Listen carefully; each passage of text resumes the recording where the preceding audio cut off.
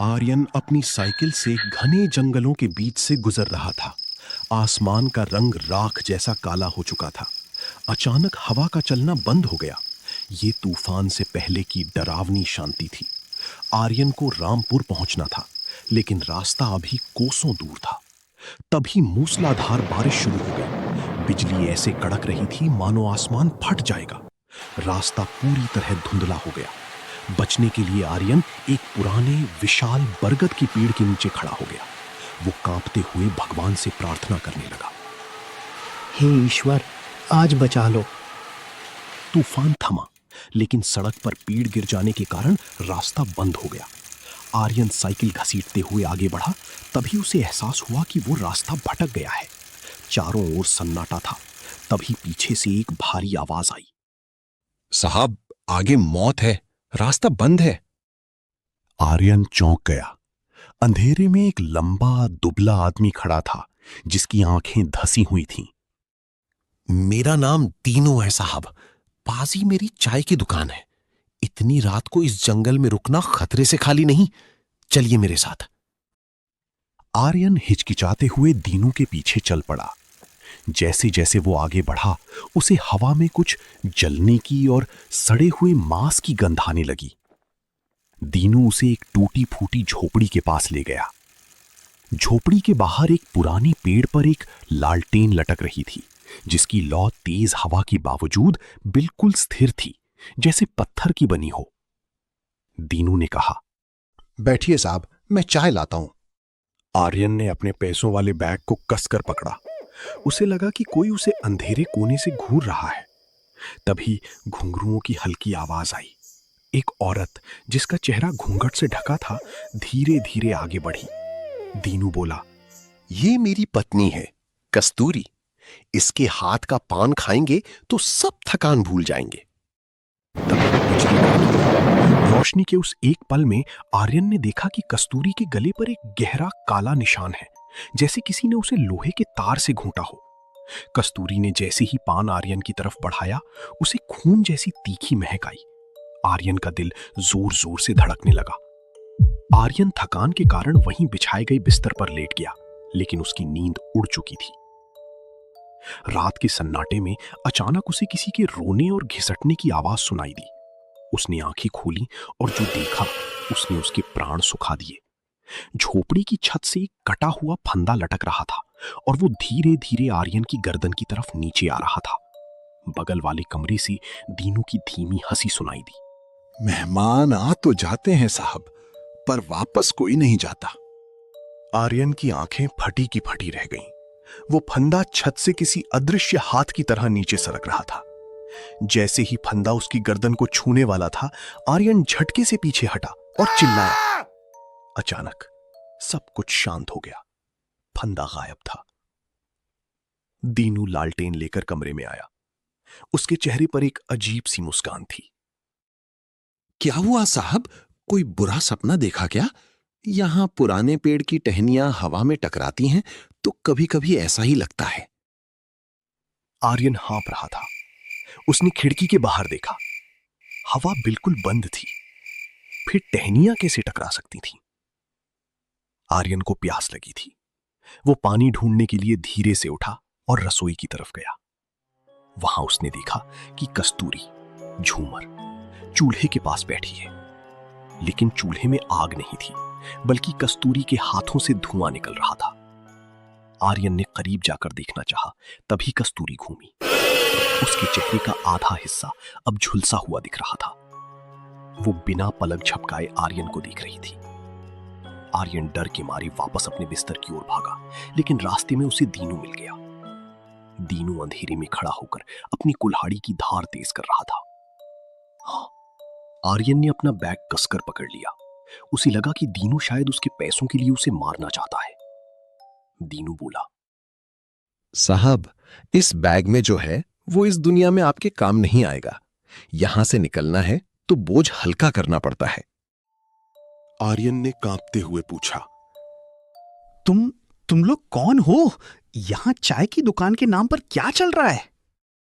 दीनू ने कोई जवाब नहीं दिया, बस अपनी कुल्हाड़ी से एक लकड़ी के टुकड़े के 2 हिस्से कर दिए। आर्यन को कोने में एक पुरानी आधी जली हुई डायरी मिली। उसने जल्दी से पन्ने पलटे। उसमें लिखा था, आज 13 तारीख है। गांव वालों ने हम पर झूठा इल्जाम लगाया है। वे हमें जिंदा जला देंगे। अगर हम मरे तो ये सराय कभी खाली नहीं होगी। हर राही यहां अपनी आखिरी रात बिताएगा। डायरी के आखिरी पन्ने पर एक फोटो थी, दीनू, कस्तूरी और एक छोटे बच्चे की। आर्यन का सिर चकराने लगा। फोटो में कस्तूरी के गले में वही निशान था जो उसने रात को देखा था। अचानक पूरी झोपड़ी में जलने की बदबू फैल गई। दीवारों से खून रिसने लगा। आर्यन अपनी साइकिल की तरफ भागा, लेकिन उसकी साइकिल वहां नहीं थी। वहां सिर्फ एक कब्र थी जिस पर उसकी साइकिल की घंटी रखी हुई थी। पीछे से कस्तूरी और दीनू दोनों एक साथ बोले, साहब, चाय तो ठंडी हो गई, अब खून गरम करना पड़ेगा। कस्तूरी ने अपना घूंघट उठाया।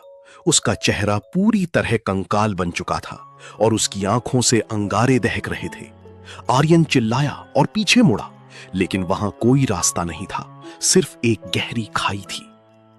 आर्यन जैसे ही खाई की ओर पीछे हटा, कस्तूरी का कंकाल जैसा हाथ हवा में लहराया और आर्यन का गला दबोच लिया। उसकी पकड़ बर्फ जैसी ठंडी और लोहे जैसी मजबूत थी। आर्यन छटपटाने लगा। उसे महसूस हुआ कि उसके पैरों के नीचे की जमीन गायब हो रही है। तभी पास के गाब के पेड़ पर बैठा वो काला उल्लू फिर से चीखा। उस चीख के साथ ही कस्तूरी की पकड़ ढीली हुई और वो धुएं की तरह गायब हो गई। आर्यन जमीन पर गिर पड़ा। हांफते हुए उसने देखा कि वो खाई नहीं बल्कि सराय का वही आंगन था जहां दीनू बैठा था। लेकिन अब दीनू वहां अकेला नहीं था।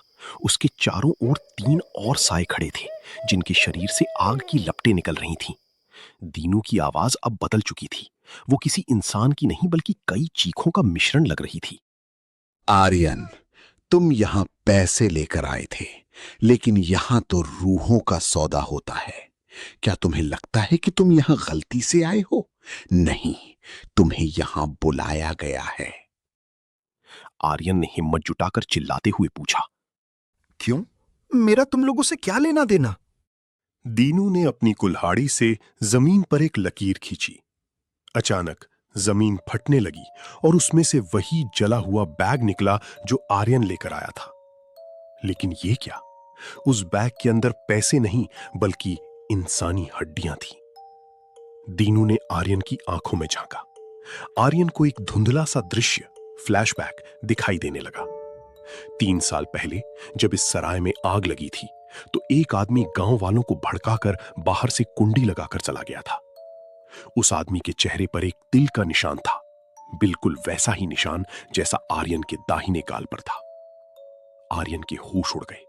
उसे याद आया कि उसके दादाजी ने मरने से पहले एक पुरानी जमीन और इस सराय के बारे में कुछ बताया था। क्या आर्यन उसी आदमी का वंशज था जिसने इन बेगुनाहों को जलाया था? तभी कस्तूरी, झूमर फिर से प्रकट हुई। इस बार उसके हाथ में वही पान था, लेकिन उसमें से खून टपक रहा था।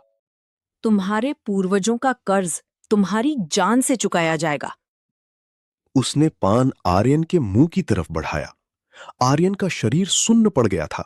वो हिल भी नहीं पा रहा था। जैसे ही कस्तूरी ने पान आर्यन के होठों से छुआया, झोपड़ी की छत से वही कटा हुआ फंदा फिर से नीचे आया और आर्यन की गर्दन में फंस गया। आर्यन का दम घुटने लगा। उसकी आंखें बाहर निकलने को थीं। तभी उसे याद आया कि उसकी जेब में उसकी मां द्वारा दिया गया एक पुराना ताबीज है। उसने पूरी ताकत लगाकर अपना हाथ जेब में डाला और ताबीज बाहर निकाला। जैसे ही ताबीज की रोशनी दीनू और कस्तूरी पर पड़ी, वे दोनों दर्द से चीखने लगे। पूरी झोपड़ी हिलने लगी और आग की लपटें नीली पड़ने लगी। लेकिन तभी अंधेरे कोने से एक छोटे बच्चे की परछाई निकली और उसने आर्यन का हाथ पकड़ लिया। उस बच्चे की आंखें पूरी तरह सफेद थीं। उसने फुसफुसाते हुए कहा, ताबीज उन्हें रोक सकता है, मुझे नहीं। खेल तो अब शुरू होगा चाचा। वो छोटा बच्चा जिसकी आंखें बिल्कुल सफेद थीं, आर्यन का हाथ पकड़कर उसे झोपड़ी के एक गुप्त तहखाने की ओर खींचने लगा। आर्यन का तावीज दीनू और कस्तूरी को तो रोक पा रहा था, लेकिन उस बच्चे पर उसका कोई असर नहीं हो रहा था। बच्चा बोला, सब कहते हैं मेरे माता पिता को गांव वालों ने मारा, लेकिन असली सच तो उस संदूक में है जो तुम्हारे दादाजी यहां छोड़ गए थे। आर्यन ने कांपते हाथों से तहखाने में पड़ा एक पुराना लोहे का संदूक खोला। उसमें पैसों के बजाय चमकते हुए सोने के सिक्के और एक वसीयत थी। वसीयत पढ़ते ही आर्यन के पैरों तले जमीन खिसक गई।